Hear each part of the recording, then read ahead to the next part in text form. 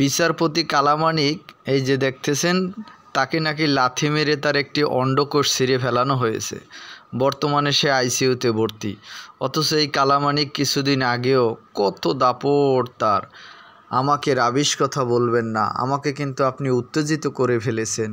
অথচ সেই লোকটা কিন্তু এখন বাংলাদেশ থেকে পলায়নের সময় কিছু ছোকরা তার কাছ থেকে 50-60 হাজার টাকা তো ছিনিয়ে নিয়েছেই, এমনকি তাকে এমন কেলানি দিয়েছে যে শেষ পর্যন্ত সব কিছু রেখে আবার বাংলাদেশে ফিরতে বাধ্য হয়েছে বন্ধুরা।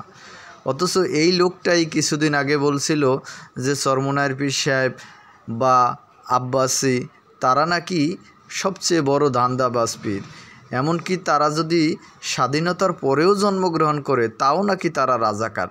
অর্থাৎ রাজাকার বলতে বলতে এই লোকটা হর হামেশা সবাইকেই রাজাকার বলতো।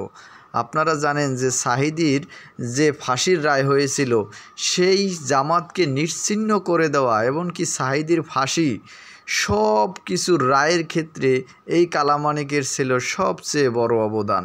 কিন্তু বন্ধুরা মাথায় রাখতে হবে যে বিচারকের কিন্তু বিচার আছে। তো এই বিচারক কিন্তু এমন কাজ করেছে শেষ পর্যন্ত তাকে বিচারের কাঠগড়ায় দাঁড়াইতে হয়েছে। কিন্তু ঘটনা ঘটছে যখন বিচারকের আদালতে উঠবেন তখনই আইনজীবীদের ভিতরে কারা কারা যেন তাকে ডিম ছুঁড়ে মেরেছে এবং লাথি দিয়েছে।